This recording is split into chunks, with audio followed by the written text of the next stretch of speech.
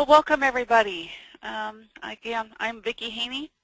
What we're going to be doing is talking about those monster projects and how you avoid those things and keep yourself from falling into that trap with monster projects.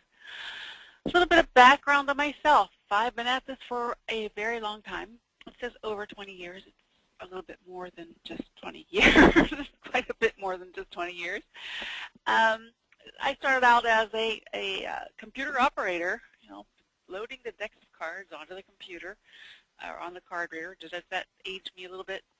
Then I went into development, analyst, senior analyst, project manager, sort of consulting, and eventually started my own business. And that's where VBH Consulting came from. It's really from a practitioner, somebody who has done this, somebody who has actually worked on it. What I focus on is the practical application of all of this stuff, but following the PMI standards. VBH Project Consulting is a registered education provider with the Project Management Institute, and we are LearnQuest primary project management provider, project management training provider. Okay.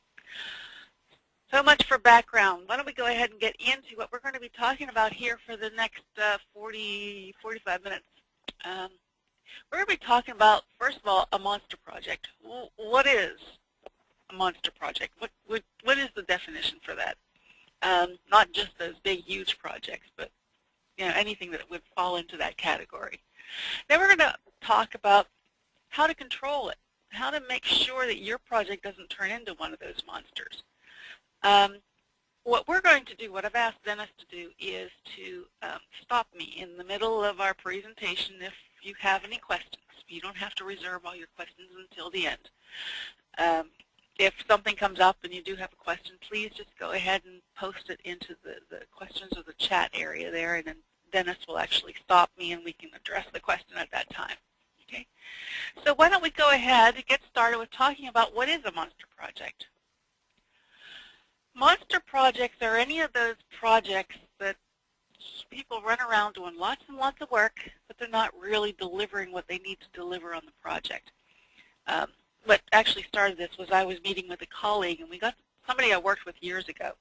We got to talking about all the various projects we'd worked on, and so many of them are really just, they run out of control.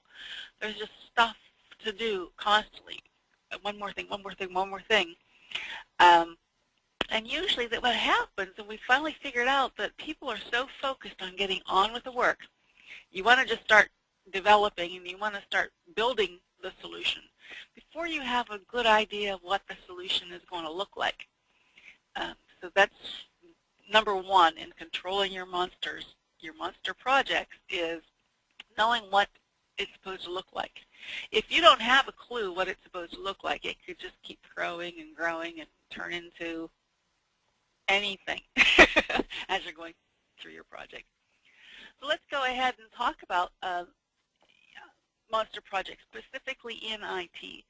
Most of the people that are in IT are wizards. They're smart cookies. They've been at this for a while. They kind of know what needs to be done, and they do it. They do it well. As long as they know what has to be done, they can do it well. But often I hear, let's go ahead and get started, and the requirements will surface after we get going.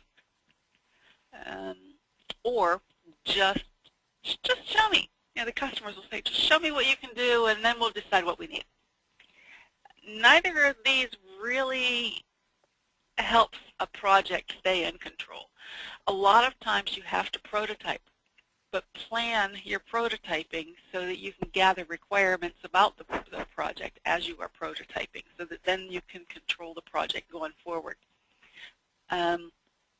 Take your time up front. Make sure that you understand what you're trying to head down the road to do. And the thing that actually defines what you're going to be doing down the road is the project scope. Make sure that you have a good understanding of what the scope of the project is really going to wind up being. If you don't have a scope statement, all that winds up doing to your project is leads to rework. People wind up doing things, and it has to be redone, and then all the stuff they did prior is just time and wasted effort. And that then just leads to low morale and frustration. You know, people that feel like, well, why should I do it? They're just going to make me redo it anyhow. I mean, so you don't want to do that to your team and to your project.